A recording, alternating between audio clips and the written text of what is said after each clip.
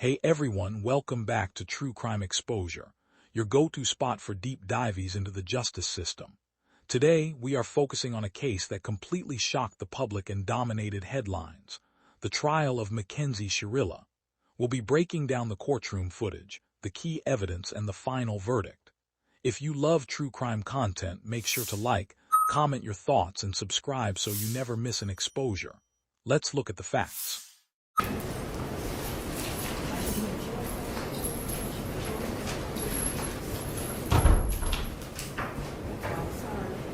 Is everybody ready?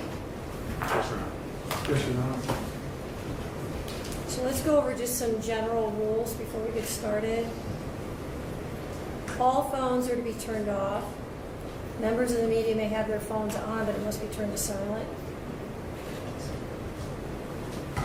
There will be no in and out of the courtroom. Once the proceedings begin, if you do leave, you will not be permitted. Today is an emotional and stressful day for three families, and for the defendant, and for those who care for Davion, Dominic, and Mackenzie. I expect everyone here to be respectful of everyone who's in the room, and if there is any disruptive behavior, I will pause the proceedings and the deputies will escort you out. The court's process will be as follows. I will hear first from the state and the representatives of any of the victims. The court will then hear from the defense and any representatives who wish to speak. The defendant has a constitutional right not to speak.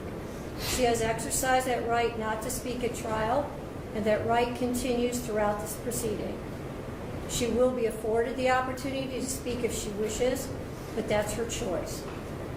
Following that portion, the court will deliver the sentence.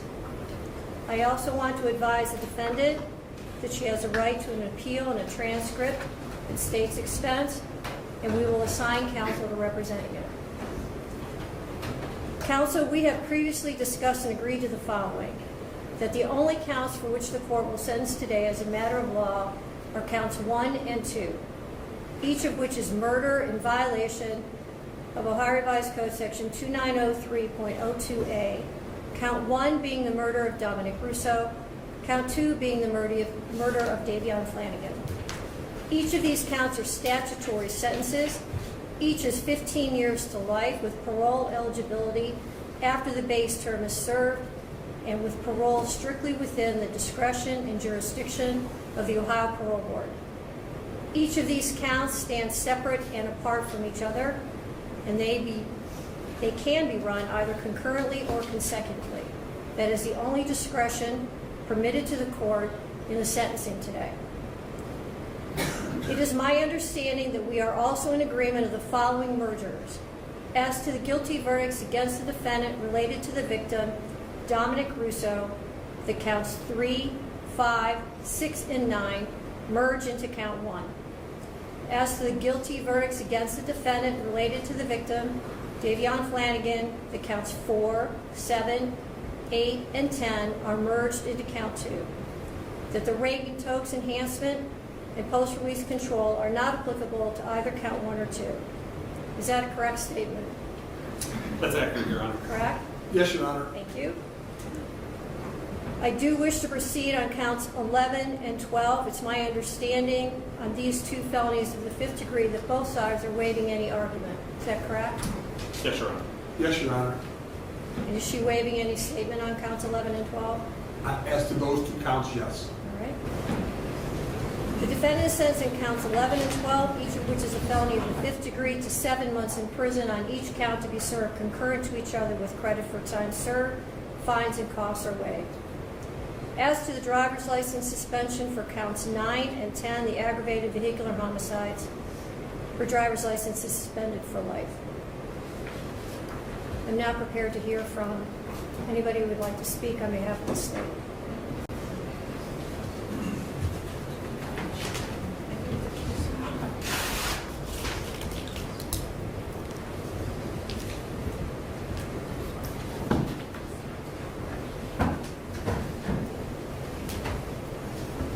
Good morning. Could you start with your name and speak up and speak slowly? Yes. Your Honor, my name is Jamie Flanagan. I am the mother of the victim, Davion Flanagan. I want to share a small part of what we lost on 7/31/2022. My son, Davion, is and always will be so much more than cargo. He was precious. He was an amazing soul with a heart of gold. He gave to the world what he wanted most in his own life: love. The kind of love that would rescue a friend in the middle of the night, no questions asked. The kind that would protect others and honor them. He made friends easily with his infectious smile. He was a gifted athlete. He had plans to go to barber school and open his own shop. My son did not have a clique of friends, but instead was a friend to all. He would go out of his way to show love and kindness to others, including those that were often cast aside by society, the less fortunate, the developmentally challenged, the hurting, and the unvalued. Davion made sure that everyone that crossed his path knew that he truly saw them, that he valued them, and that they were worth his time. Davion and my kids have had more than their fair share of heartbreak, of hardship, and of loss. Davion was adopted with his sisters from foster care. They are biological siblings. We are honored to be chosen, or to have been chosen, to be their parents. They're forever family. I am devastated by the loss of Davion. The world lost a truly special man. My girls lost their best friend, their protector, the one and only trusted family that has been by their side from day one. This alone, or he alone, understands the pain and loss that they have gone through and was always there for them. This fact alone breaks my heart for my girls, for my family. So many dreams shattered, a future stolen. We will never get to see the amazing man that he was surely to become. His life was precious. Like I said, he was so much more than cargo. I pray daily for strength and perseverance for myself and for my family. I also pray that Mackenzie will find true remorse in her heart and true repentance.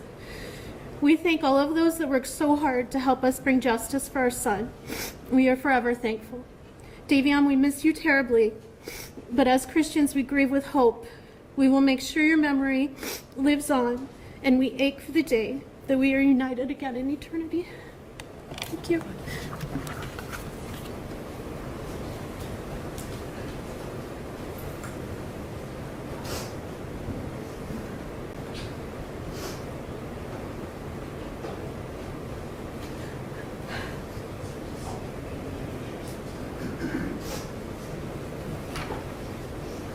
Hello, could you start with your name? Hi, Your Honor. My name is Divine Flanagan. Davion was my older brother. The passing of Davion Markel Flanagan has been very difficult for me. We have gone through everything together since day one. Davion was a big brother to me and my younger sister, Dalia. We all got adopted together in 2012. After Davion passed away, a lot of trauma and past pain has came into my life, causing it to be difficult to heal from this trauma event, or this traumatic event. Davion was not just a big brother to me, but a role model in many ways. He was the person I trusted the most because he made me feel safe. He taught me the importance of cherishing each moment and enjoying life. The memories we have are strong, but losing him has shown me the value of life. He has how God works in ways you can't understand, but is worth it in the end. I don't want this pain for anyone else. I don't want people to have to go through this. As an 8-year-old, I hate the fact that he has gone because someone decided to take his life. Now that Davion is gone, I feel stuck. I feel as if I can't move forward. I feel lost. He was the one who picked me up when I fell. He was my best friend and the only person that has stayed with me since I was born. I would like you to give Mackenzie the longest possible sentence. I've known her for about 3 years, and as she's always taken the easy way out. You shouldn't be able to take the easy way out when it comes to murder. It's completely unfair that no matter what sentence you give her, she will be eligible for parole, while my brother will be gone forever. Thank you, Your Honor.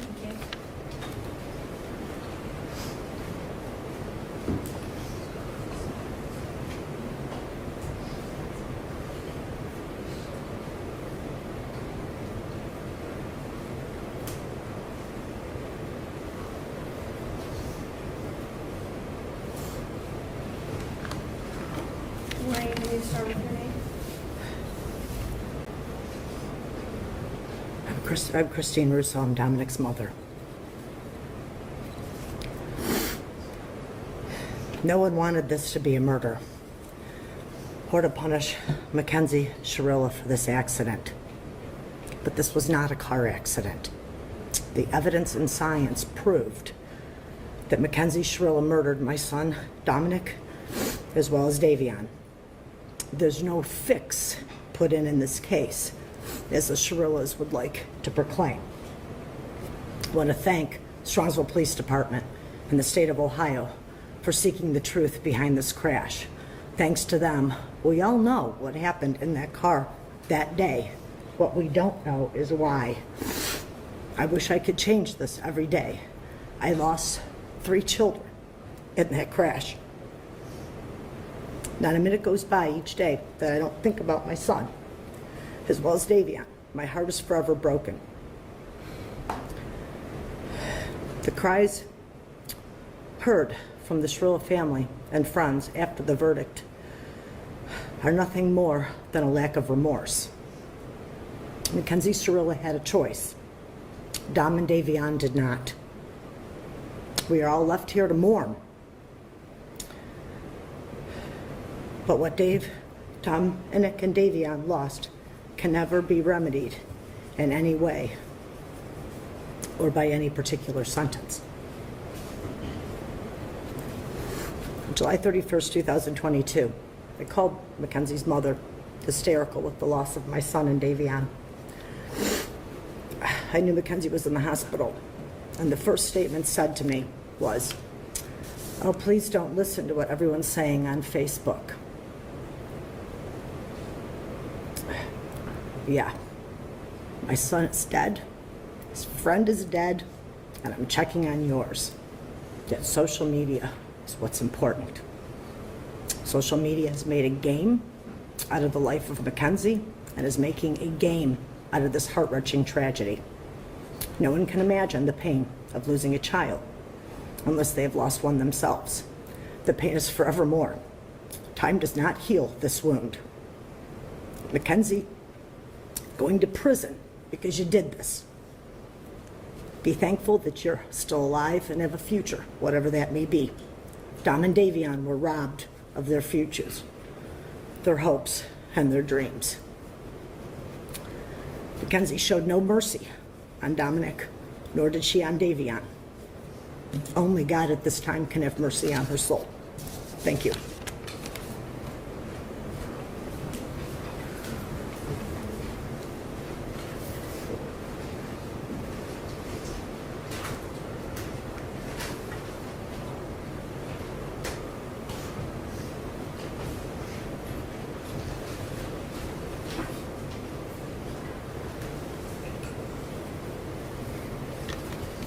Could you start with your name, please? Yes. Should my name... Is there a microphone or anything? These are I can hear you. My name is Angelo Russo. I'm one of Dominic's older brothers, and I'm speaking today for myself and also on the behalf of our siblings and our friends. Sorry. Dom may have been young, but he made the most of each day and had an impact on the lives of his friends and his family. Dom was a businessman, an athlete, a song producer, and an entrepreneur. Dom was not only my brother, he was also my best friend, and the friends in this courtroom also say Dom was their best friend. Many of my brother's interests and goals were centered on learning more about himself and how he could become a better person. He was always doing what he could to learn about others, how he could understand different situations, different cultures, and how he could better the community. He read from various authors every day and even recommended to me countless books that have made me a better person and helped me understand the world better. A few months before he passed, he told me that he soon planned on joining a branch of the military. Admittingly, I was against this, but he felt the need to not only serve the community, but also his country. He gave me countless advice, and he also helped with anything and everything.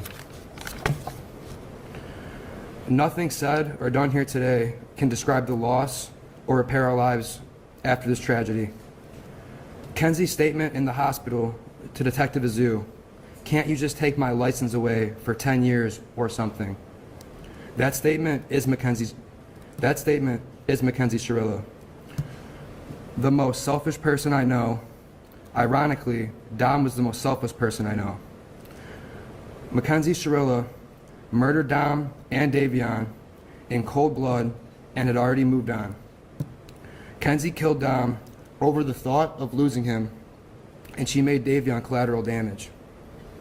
She was driving, going to concerts, and dressing up for Halloween, no thoughts of the families and lives that she had destroyed.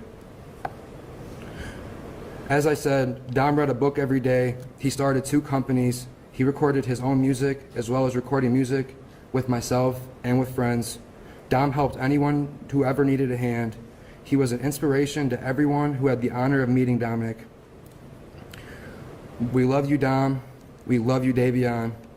And God bless the both of you. Thank you.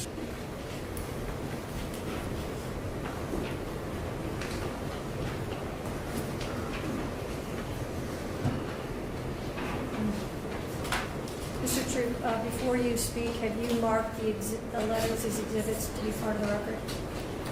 I have, Your Honor. And any objection from Mr. McDonald? No, Your Honor. And have you marked your letters? I have. Okay, if you would give those both to the clerk.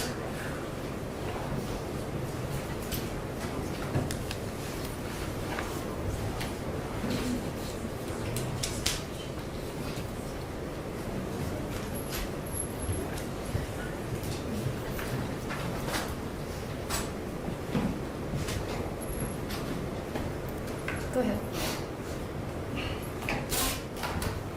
Your Honor, there's very little that I can say after hearing from those who love Dominic and Davion in regards to the impact that the defendant's conduct had on these families' lives.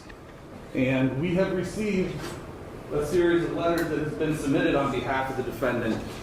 In summarizing these, they describe her as a good student and a loving and caring person, and that she could never do something like this. And they continually, despite the verdict, refer to this as an accident, and an unfortunate accident, and tell you that she is also a victim.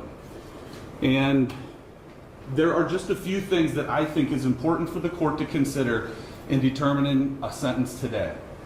Part of the evidence in this case and introduced in trial was evidence from the defendant's cell phone. There were search warrants executed on her various social media accounts, her school records, her medical records, things of this nature. And I think that who she actually was is directly contradictory to what is painted by the letters submitted on behalf of her today.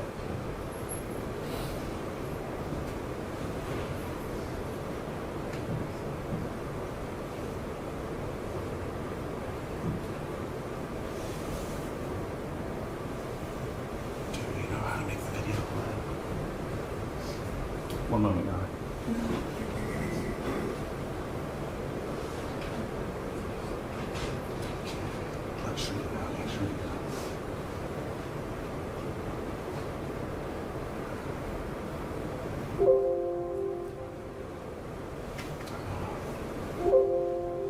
I'm sorry, Judge, I thought we were set on the start. Thanks, That's fine. That's good.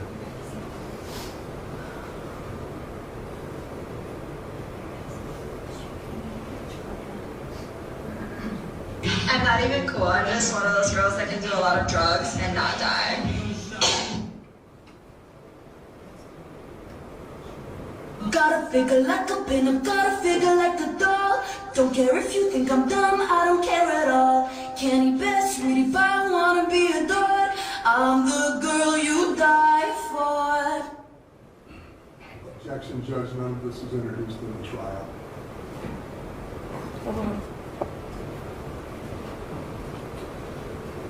Shortly after the crash, Strongsville police were notified that they had received concerning emails from the community that the defendant and her mother were seeking employment with the Los Angeles modeling agency. Mackenzie Shirilla said to Vitali, "Thank you for the comment. I would love to work with you guys. I've been emailing you guys a lot. Such a great opportunity. Thank you." Is there a date? There is not a date on this, Your Honor. Based on the investigation, it was delivered to the police while the defendant was still in the Metro Health Hospital. So it was during that time period. She was in the hospital for several weeks. Shortly after being released from the hospital, the police were provided additional videos of the defendant from her wheelchair as she attended a concert down in the Flats. And again, Your Honor, I'm introducing these to the court to show the shocking lack of remorse. This was something that was being exhibited while the investigation was still going on, before she was charged and arrested in November of last year. And these were the sort of things that were coming to the police, and the shocking lack of remorse, coupled with the fact that the defendant was reported driving an automobile shortly after this event, that she was seen in Strongsville again driving a car. In spite of the fact that, as her mother testified, she got dizzy sometimes from a condition that she had to take salt pills for, in spite of the fact that it was in fact her mother who provided her with the car that she used to take Dominic and Davion's life. Halloween of last year, again, still before being charged, Mackenzie Shirilla celebrated Halloween with her friends at a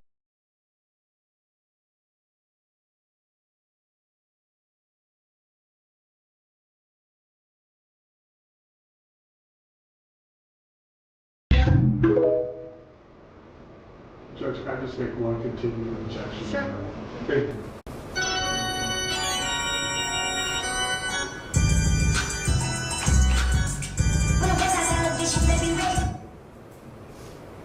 Are these post?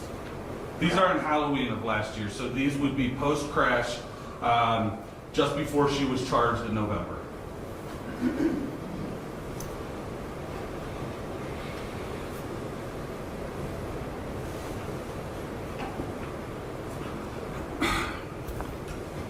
We think the defendant has shown a shocking lack of remorse, Your Honor. We think that she has continually put forward that this was an accident, in spite of the fact that the evidence is in direct contradiction. Your Honor, you were on Progress Drive. You saw the evidence that was displayed in court. And Your Honor, we think that you are the person who is in the best position to decide an appropriate sentence. We have full confidence in the sentence that you'll give her. Thank you. Mr. McDonough? Your Honor, may it please the court, I ask you to allow Mrs. Shirilla to address the court first. Fantastic.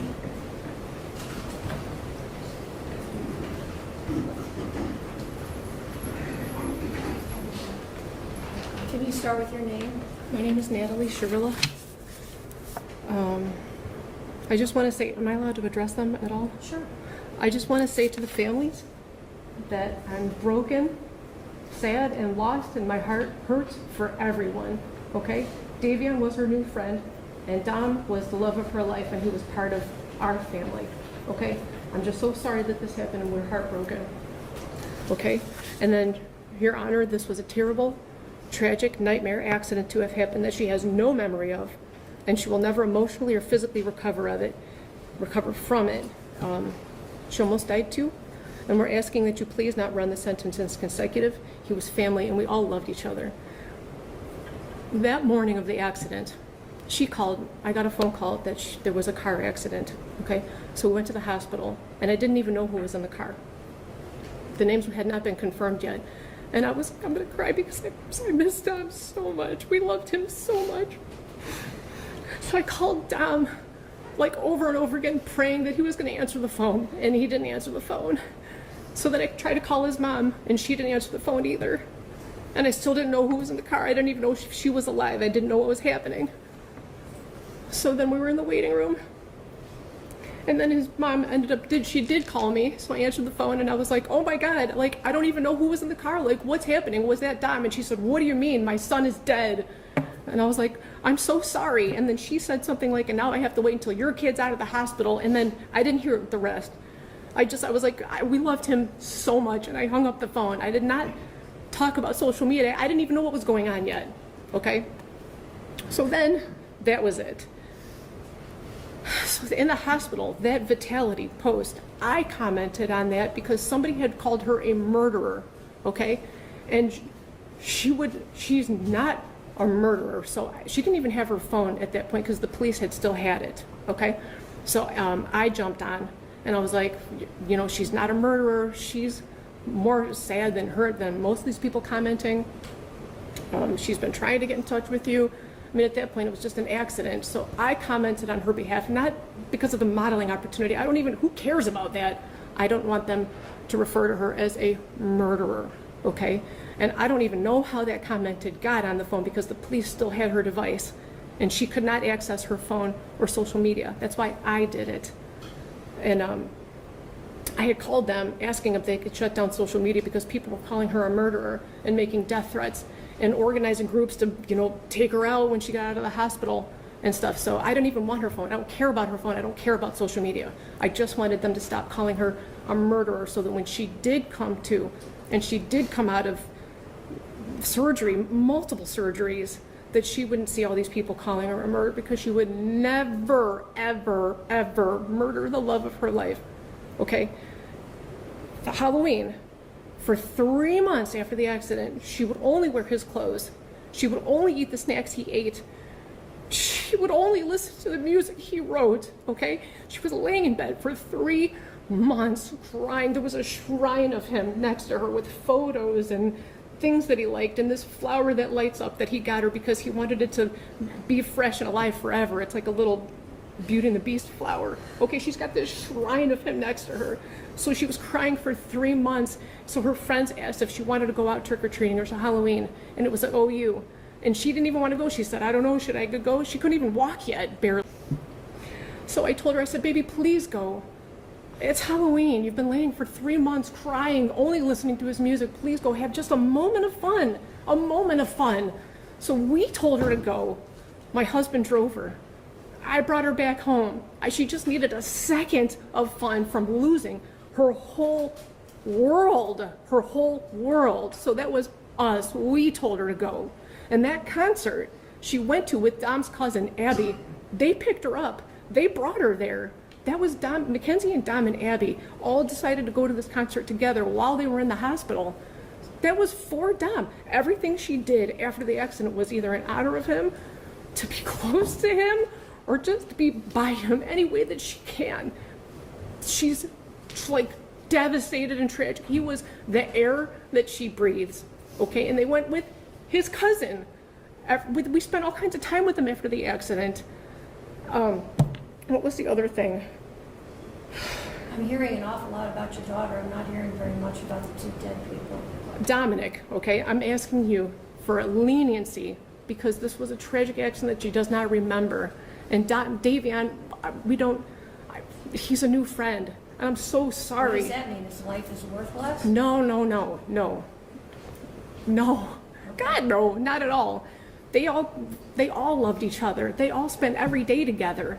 You know what I mean? I don't know too much for him. Isn't that part of the problem, Mrs. Shirilla? Sorry? Isn't that part of the problem, that they all trusted each other? Isn't that part of... It's not a problem at all. It was wonderful. It's a problem how they all ended up in the car together and two of them ended up dead. I understand. I understand what it looks like. I'm saying that it was a tragic accident. She would never. No, we're going to have to disagree on that. I understand. Right. And I respect your position. You disagree with me. I understand. But anyway, that's it. I just wanted to address those. We told her to go to those things, and then she did go with Dom's family. So look at that. Don't look at it with the... Look on that with different eyes if you can, please. Those things are not relevant. Not at all. Not at all. Not at all. But she's a good, if you would have a moment, all you would need is 5 minutes of a conversation to have with her to learn who she is. Just that, you would just need 5 minutes to learn who she is and what she's capable of not doing and doing, and you would see for yourself. That's all. I'm so sorry, guys. Thank you. I'm sorry. I love you.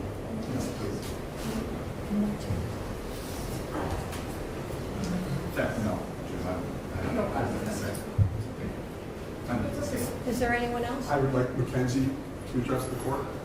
Mackenzie, you don't have to speak if you don't want to. It's up to you. Okay? You can sit if it's more comfortable, whatever's better for you. The families of Dom and Davion, I'm so deeply sorry.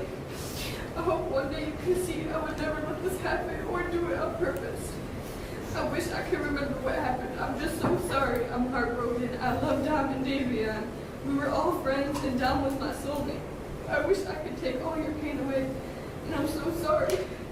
And to my family, thank you for the support and all the love you guys give. Thank you for fighting with me. I love you all so much. I'm done. Thank you. Thank you. Is there anything else from the defense? If I could address the court, Judge. Your Honor, may it please the court. First of all, I'd like to extend my condolences to the Russo and Flanagan family. I can't imagine how difficult this is. It's terrible. People's acts have consequences, and the consequences here are up to you. You have a range of possibilities as it relates to a girl who was 17 at the time, who is now 19 years old and has no criminal record. And as you so correctly pointed out in the opening, the decision when she gets out is up to the parole board. And we know how the parole board operates, and we know that everybody gets flopped at least once. So a 15-year sentence becomes a 20-year sentence at minimum, and it'll be up to this young lady here as to how she's going to conduct herself for the next 20 years or whatever the sentence would be. That would be number one. Second of all, I'd like to say thank you so much for allowing and taking the time to read those letters. And I would like to concentrate on the letters from the people from juvenile court. First of all, Miss Smith and Miss Kent. They have been the people who have monitored her progress since she was entered the juvenile detention facility, where she was for about 9 months. And I would like to commend them for writing these letters, because ultimately, or initially, I tried to have them send a letter, and the people at juvenile court wouldn't let them. And so they sent these letters anyways. And what do we see from their letters? We actually see where both of them say that she expressed remorse during the time. What the prosecutor played there was after the accident and way before she was ever incarcerated. They also both say that they have observed her grow as a person, that she's taken every single class possible, both culinary and college, that she's actually been a model inmate, the letters say, and that she has exhibited what they call the highest level of behavior. They grade people 1, 2, 3, 4. The better your behavior, the higher the number. She has always received the highest number.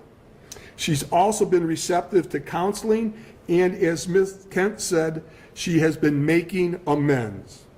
I'd ask you to pay special attention to the letter from Kelly Leitner that I think talks about certain, she cites certain things. Ms. Leitner is asking you to consider that the brain is not fully developed until 25 years or older.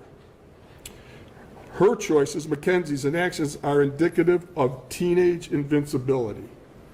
While, based upon your decision, you don't find that, I find that there are, I remember when I was young, the dumbest things I ever did, and I'd hate to be judged for those things.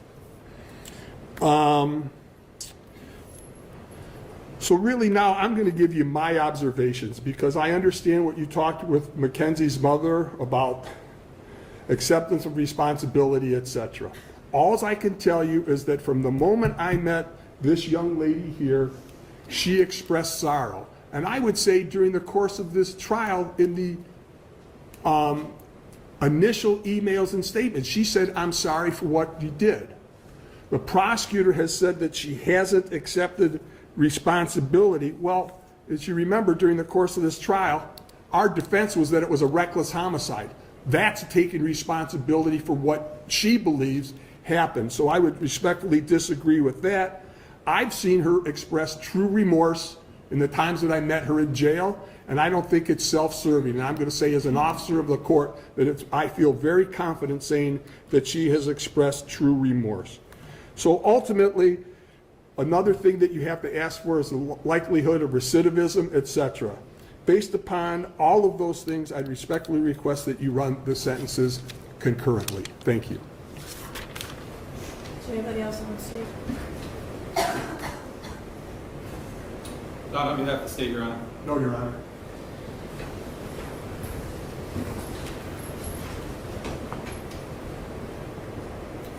Today is the sentencing of the defendant for the purposeful and intentional murders of Davion Flanagan and Dominic Russo. And in a way, it's the second time their families are gathered again to grieve. It's also a day when Mackenzie's family will grieve for the future of their daughter. All three of these families and the friends of these families are suffering, and all of their lives have been irrevocably changed because of the actions of the defendant. The unintended and collateral consequences of a selfish, intentional, and cruel decision by Mackenzie will ripple forever in time. It's literally changed history because it's ended two lives. Two young men are dead. Their deaths were horrible, terrifying, and tragic. I will say again, if any reasonable person reviews Exhibit 802, there can be no doubt in your mind what happened this night. There can be no doubt of the absolute terror of the two people in that car. The defendant controlled all the events. She chose the day. Specifically, she chose a day just before her 18th birthday. She chose to drive the car, the time to drive the car. She chose an obscure, previously scouted route through an industrial parkway.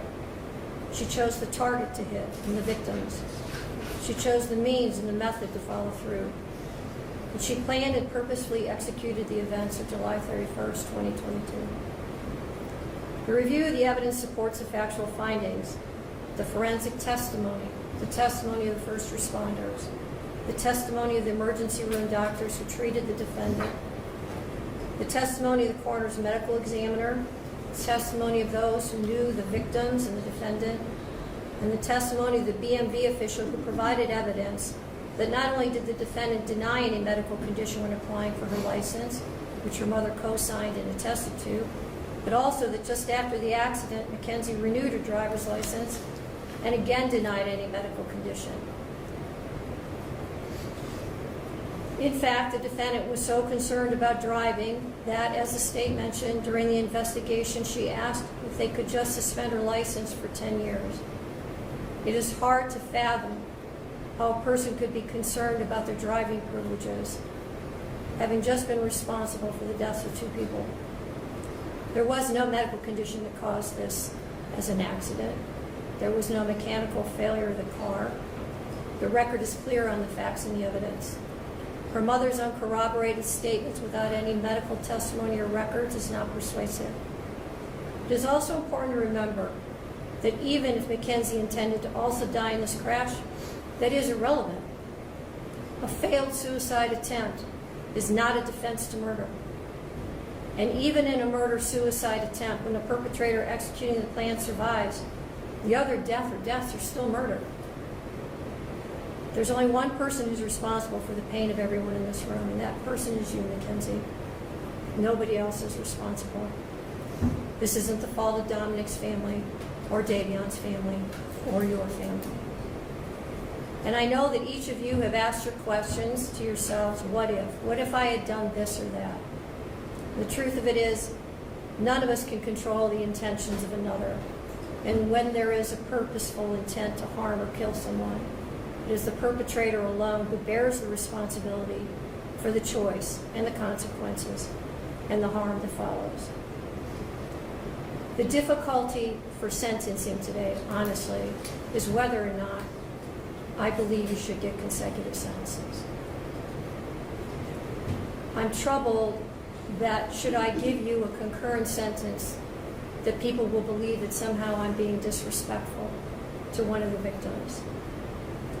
And on the other hand, I have to weigh the punishment. There's a very good likelihood, Mackenzie, that you will spend the rest of your life in prison. That won't be up to me. That will be up to the parole board, and that will be up to you to a great extent. I understand that the pain in this room wants me to impose the harshest sentence, but I don't believe that would be the appropriate sentence, because I do believe that Mackenzie will not be out at 15 years. So she's sentenced on count 2, the murder of Davion Flanagan, 15 years to life. She's sentenced on count 1, the murder of Dominic Russo, 15 years to life, to be served concurrent to each other with credit for time served. I'll waive fines, fees, and costs, and your appellate counsel will be assigned. Are there any questions from the state? No, Your Honor, thank you. Any questions? No, Your Honor. All right, thank you.